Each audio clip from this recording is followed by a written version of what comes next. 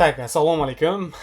Баршаге қалайсыздар? Бүгін міне сіздер менен ICT стратегиясын хақында сөйлесеміз. Яғни нөлден хапте давамында ICT стратегиясы хақында үйренеміз. Яғни бұл хапте бірінші сабақ жүкленеді, хәмде хапте давамында ICT бойынша қосымша қолданбалар, қосымша видеолар қойылады, хәмде көріп отырғаныңыздай har hafta bir сабақлықтан қойып барамын. Яғни бұл бәлкім бір жылға кетіп қалар, бәлкім 3-4 айда, бәлкім 5-6 айға кетіп қалар, бірақ осы система бойынша мен сіздерге har hafta ICT стратегиясы хақында көрсетіп бере жатырмын.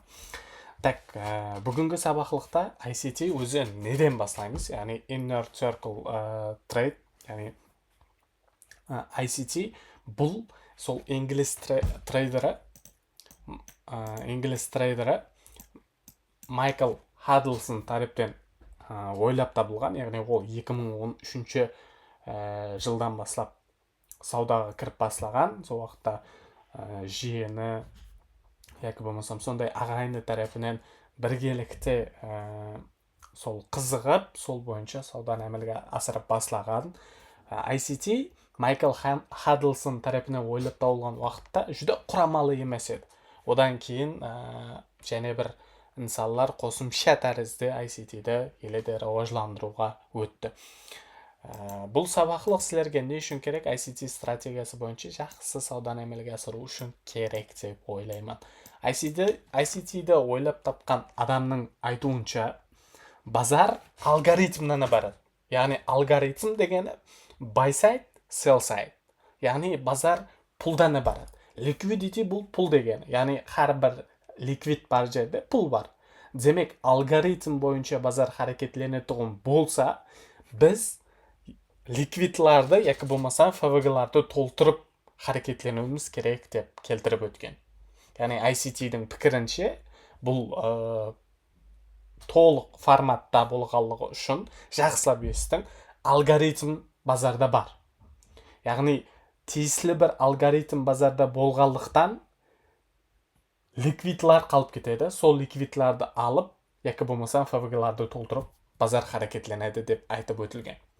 ICT-да біз білдірген 6 дана термин бар. Яғни бұның шегі жоқ. Просто ең кереклі 6 дана терминді кісілерге келтіріп өтіп жатырмын. Біріншісі liquidity. Яғни liquidity дегеніміз бұл адамлардың пуллары. Адамлардың пуллары қай жерде, мысалға сіз sell сделка аштыңыз, сол sell сделкаңыз сіздің пулыңыз. Яки buy сделка аштыңыз, бұл buy сделка сіздің пулыңыз. Har бір адамның базарда пулы жайласқаннан кейін әлбетте liquidity қалып кетеді деп белгіленген. Бұл алгоритмге тикар есабында айтылып өтілген. Daily bias, яғни бүгінгі күнліктің қайсы тарапқа харекетленуі.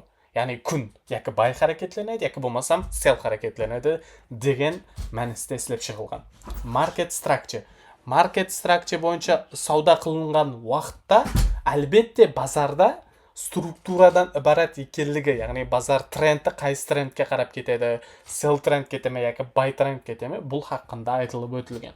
Order block, яғни қайсы жерде сделкаға кіргенлердің әлбетте қандайдыр зонасы бар, сол зонада әлбетте күш бар. Сол күштен базар ізге қарап харекетленеді деген уақытларда істетілген термин. Breaker блокам сондай. Fair value gap, яғни бұл біз айтып өтілген ICT-дің айтуынша, яғни Майкл Хаддлсонның айтуынша FVG деген термин болып есептелінеді. Яғни FVG бұл бослық. Бұл хақында құда қаласа сабақлар болады, сол сабақларда танысып өтсеңіз болады. Енді бұл жерде сізде сұрау келіп шығуы мүмкін. Яғни ICT менен SMC-дің парқы неде? ICT менен SMC-дің парқы жүді үлкен. ICT бұл swing трейдерлардың термини болып есептелінген SMC. SMC-дан пайдаланған инсанлардың көпшілігі блоклар hamda FVG-лардан пайдаланған. Көпшілік айтады, ICT бұрын пайда болған, SMC бұрын пайда болған. Көпшілікте сұрау бар.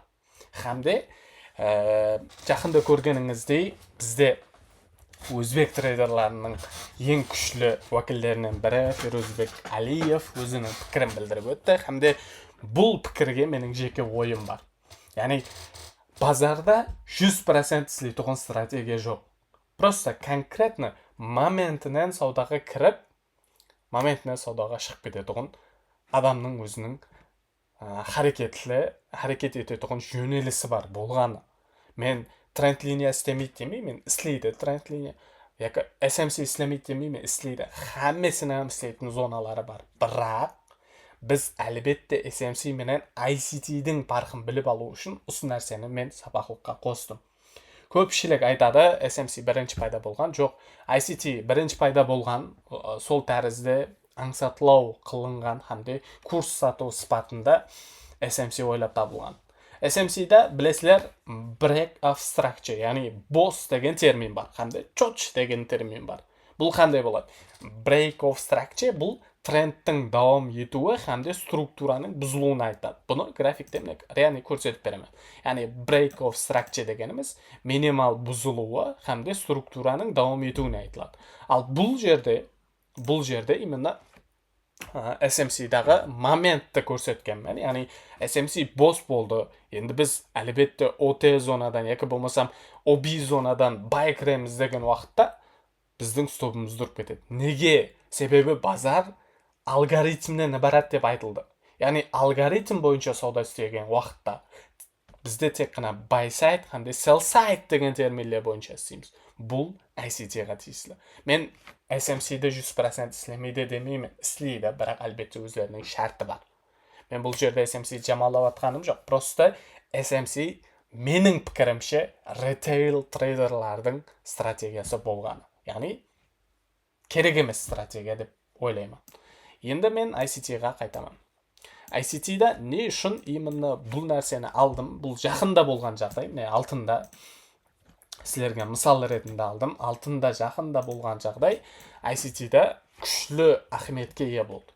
Бұл сізбен біз сауда қылған уақыт есепланады. Яғни біз H4 таймфреймде, яки болмасам daily таймфреймдегі BPR зона үшін, daily таймфреймдегі BPR зона үшін шыққан уақытымыз еді. Енді өтібар берің, біз H1-де сұны daily таймфреймдегі, H1-дегі buy side көріп отырмыз. Яғни H1 таймфреймде бізде ішкі ликвидация бар. Яғни базардың көп адам осы жерде sell кірген. Көріп, мына жерге қарап, мысалға, көпшілік осы моментте sell кірген. Яғни sell мына жерде кірілген, одан мына жерде кірілген. Осы sell сделкалардың стопын ұрып кету үшін әлбетте базар бір мәрте импульспенен шығып берді да структураны өзгертіп sell сайдқа қарап харекетленді. Біз не істеуіміз керек? Біз сондай моментте сауда қылуымыз керек, яғни хаммесін ізбе-із көрген, хаммесін ізбе-із әмелге асыруымыз керек. Енді өзіңіз ойлайық, мен бұл жерде апай нәрсе ғана көріп тұрмын. Яғни базар buy side'ды алғаннан кейін сіз daily BPR ішінде разворот күтесіз. Daily BPR ішінде разворот, мына моментте болған, импульс берген. Импульстан кейін жерде BPR тұртты.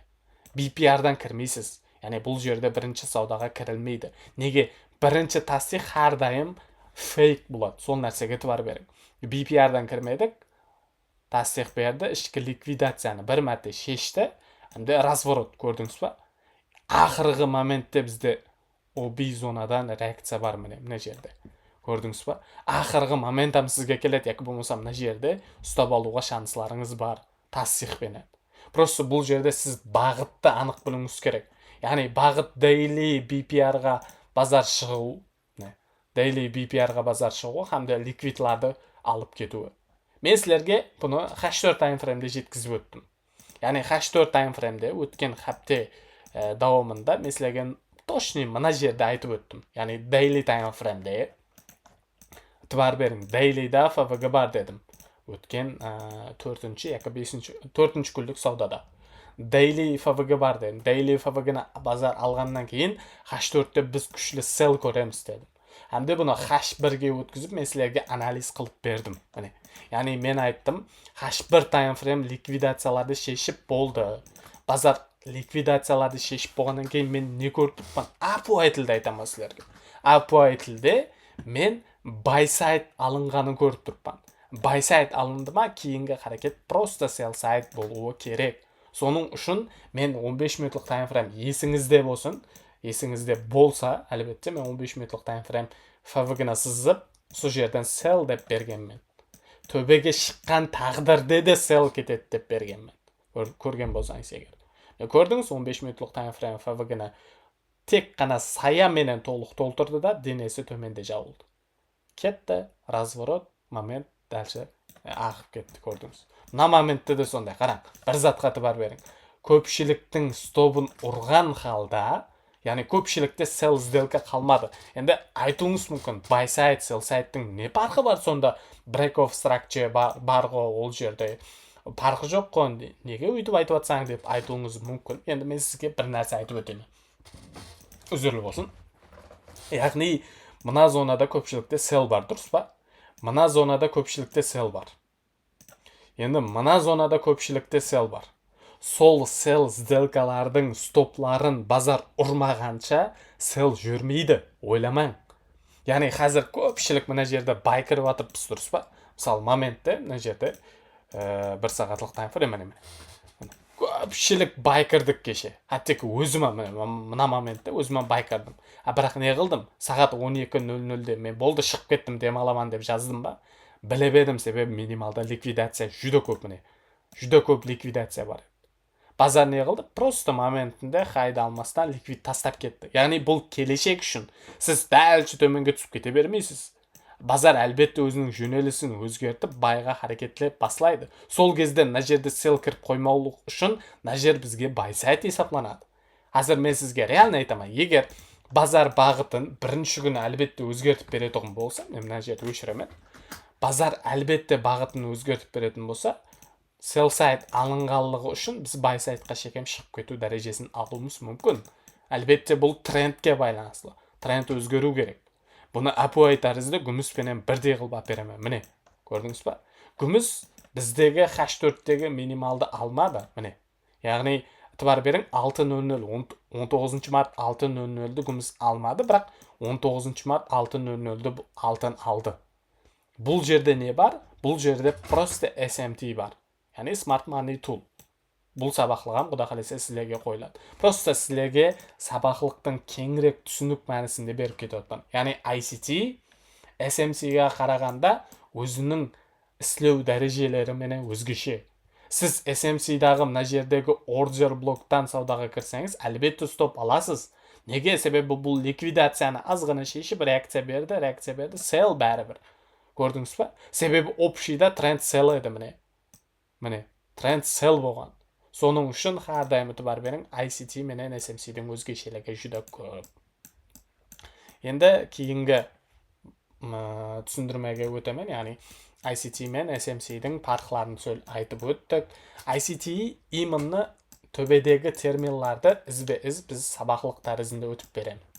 Яғни бұдан тысқары OT, Fibonacci, Standard Deviation хаммесін ізбе-із өтеміз. Бұл бірінші сабақ ICT не, кім ойлап тапқан, яғни Майкл Ханделсон ойлап тапқан. Бұл адам өзі қазіргі уақытта жүді күшлі сауда қылады. Енді білмедім, дараматы қанша қандай болады, ол адамның өзіне байланысты. Біз просто стратегиядан өзімізге кереклі жерді алып тұрып, кереклісін істетеміз болғаны. Бізге артықша нәрсе керек емес.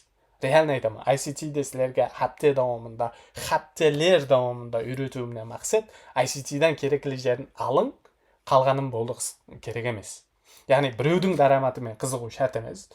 Біреудің несімен ондай артықша нәрселерге ой бермең, қандай стратегияны үйренің. Мен сілерге реальный қазір көрсетіп берген нәрселерім ұсылана барады. Яғни реальный базардың өзінде міне SMT buy side көріп тұрмыз, sell side алынған. Міне, мына жерде де сондай. Міне, buy side алынған, sell side кетті. Енді міне жерде сондай. Buy side алған, sell sideға қарап түсіп кетті. Яғни har бір харекетте өзі ашық айдың көрінеді қамен әрсі. Просто сіз ізбе-ізлікте соны әмелге асырып кетсеңіз болды. Енді мына жерге бар берің. 15 минутлық таймфрейм, ақырғы buy side, FVG-нің 50%, reaksiya impuls ko'rdingizmi? 15 minutlik time frame. Bir switchga impuls tusma bo'ldim, na yerda likvidatsiya bar degan so'z. Buni albatta saboqlik barisida o'rgatib baraman, ne ishni ekanligini. ICT tushungan bo'lsangiz, diqqatlaringiz uchun rahmat. Bu birinchi saboq bo'ldi.